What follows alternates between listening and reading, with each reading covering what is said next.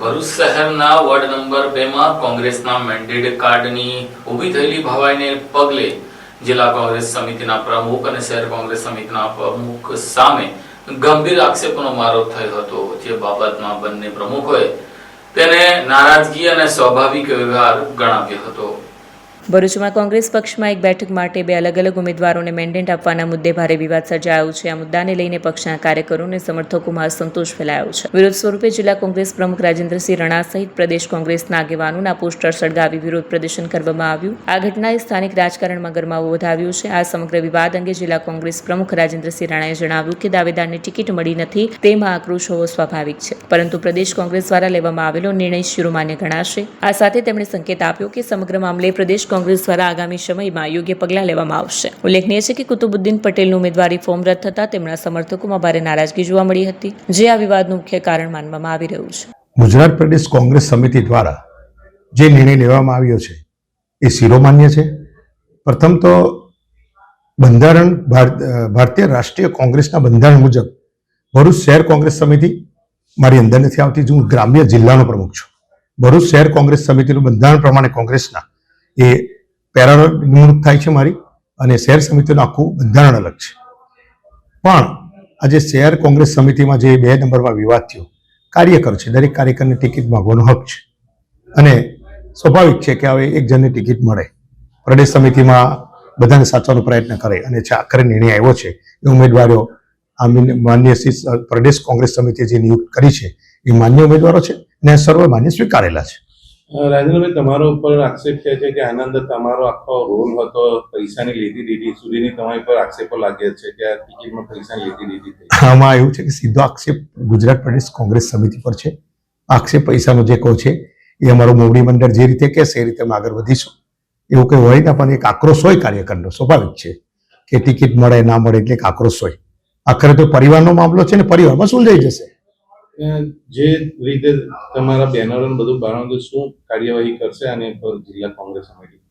પ્રદેશ કોંગ્રેસ સમિતિ ટિકિટ નક્કી કરે છે, મેન્ડેટ પ્રદેશ કોંગ્રેસ સમિતિ આપે છે, એના સીધો આક્ષેપ પ્રદેશ સમિતિ પર છે। એટલે અમારું મોવડી મંડળ જે નિર્ણય લેશે એમાં અમારી હા હોય, એમનો આદેશ અમારે માનવાનો હોય છે। અને એક સ્વાભાવિક છે કે કાર્યકરને એક ટિકિટ કોઈને મળે કોઈને ના મળે એટલે ગુસ્સો હોય છે, એક જુસ્સો હોય છે। આખરે તો પરિવારમાં હોય છે, પરિવારમાં બી ઝઘડા થતા હોય છે, પણ પછી પરિવારમાં સમેતા હોય છે, ને એવું કંઈ બહુ પ્રોબ્લેમ છે નહીં। આ વિવાદમાં તમારા નામ સાથેનો ઉલ્લેખ થયા છે 2 જગ્યાએ। સ્વાભાવિક છે, જિલ્લા કોંગ્રેસનો પ્રમુખ છું, મારી બંધારણ મુજબ તો હું શહેરમાં આવતો નથી, પણ સ્વાભાવિક છું, જિલ્લા કોંગ્રેસનો પક્ષનો મોવડી છું, તો સ્વાભાવિક છે કે કોઈ માણસ આક્ષેપ કરી શકે છે। પ્રદેશ સમિતિ પર આક્ષેપ થયા છે, એ કઈ પરિવારનો મામલો છે। આ આખા વિવાદમાં શું તમે કોઈ પ્રયાસ કર્યા હતા કે સુરત સમાધાન આવે એના માટે? હા, એ તો તમામ પ્રયાસ તો પ્રદેશ સમિતિએ કરેલા છે ને, આખરે સમાધાનથી પ્રદેશ સમિતિએ સમાધાનથી જ આ કરેલું છે, ને સારા દિવસો આવશે ને ઉમેદવારો અમારે જીતવાના છે, ને દર વખત કરતા પરિણામ બી ખૂબ સારું આવવાનું છે। આટલા બધા ઉમેદવારોમાં છે હાલમાં, તો શું લઘુમતીઓમાં વોટ વેચાઈ જશે તમારો? નહીં, કોઈ લઘુમતી સમાજ કોંગ્રેસ સાથે છે, ગઈકાલે બી હતો, આજે બી છે ને આવતીકાલે બી રહેશે, કોઈ વિભાજન નથી। બસ સ્વાભાવિક છે, કાર્યકરો પાર્ટી માટે કામ કરતો હોય, 5 વર્ષે એકવાર ટિકિટ લેવાની હોય, ના મળતી હોય તો ગુસ્સો આવે, સ્વાભાવિક છે, એમાં કઈ મોટી વાત નથી। પહેલી વાર એવું છે કે ભરૂચ નગરપાલિકામાં પૂરા 44 ઉમેદવાર નથી થયા કોંગ્રેસ પાર્ટીના? નહીં, 42 કેવા ઉમેદવારે કરેલું છે, 1-2 ઉમેદવારનું અપક્ષ સાથે ગઠબંધન સાથે બધું ચાલી રહેલું છે, પ્રમાણે અમારા શહેર પ્રમુખશ્રીએ જે આયોજન કર્યું છે બરાબર છે। મેન્ડેટ ત્યાંથી કોરાવ્યા હતા એવો બી? નહીં, પ્રદેશ સમિતિ મેન્ડેટ પ્રમુખોને આપે છે, એ જે રીતે મને જિલ્લાના ગ્રામ્યને આપે એવું સલીમભાઈને આપે છે, ને પ્રદેશ પ્રમુખને સત્તા છે, એવું કોરા જેવું આવતું જ નથી એમાં કશું। ઉમેદવારના નામ સાથે આવે છે અને એમની સહી સાથે આવે છે પ્રદેશ સમિતિ। આ તરફ અંગે શહેર કોંગ્રેસ પ્રમુખ સલીમ અમદાવાદીનું પણ નિવેદન સામે આવ્યું છે। સલીમ અમદાવાદીએ તેમના અને જિલ્લા કોંગ્રેસ પ્રમુખ પર લાગેલા આક્ષેપોને ફગાવ્યા હતા। સામાન્ય રીતે જિલ્લામાં શહેરનું કોઈ ઇન્વોલ્વમેન્ટ હોતું નથી, ને ટિકિટો કાપવાનો પ્રશ્ન નથી, તો ખેલ પાડવાનો પ્રશ્ન નથી। 44 સીટોમાં માત્ર 2 સીટ ને 1 જ સીટ પર વિવાદ હતો, ને એનું સેટલમેન્ટ માટેની બધા પ્રપોઝલો એમને આપવામાં આવેલા હતા, મેં વાત કરી તે રીતે, પણ સેટલમેન્ટ ના થયું ત્યાં પછી નો રિપીટ થયેલ આવી। તો એમાં કઈ જિલ્લા પ્રમુખને બદનામ કરવાની કે જિલ્લા પ્રમુખનું નામ લેવાની કોઈ પણ જરૂરત નથી। જિલ્લા પ્રમુખે જ્યારે પણ જરૂર પડી છે શહેરને કે જિલ્લાને માઇનોરિટી માટે, પાર્ટી માટે ફ્રન્ટમાં આવીને કામ કરેલું છે ને કરે છે, પણ આવા વાદ વિવાદમાં ખોટી રીતે જિલ્લા પ્રમુખને કે જિલ્લાના કોઈ પણ આગેવાનને ચીતરવાની જે કોશિશ છે નિંદનીય છે, ને એનો સખત વિરોધ કરું છું, એને કન્ડેમ કરું છું।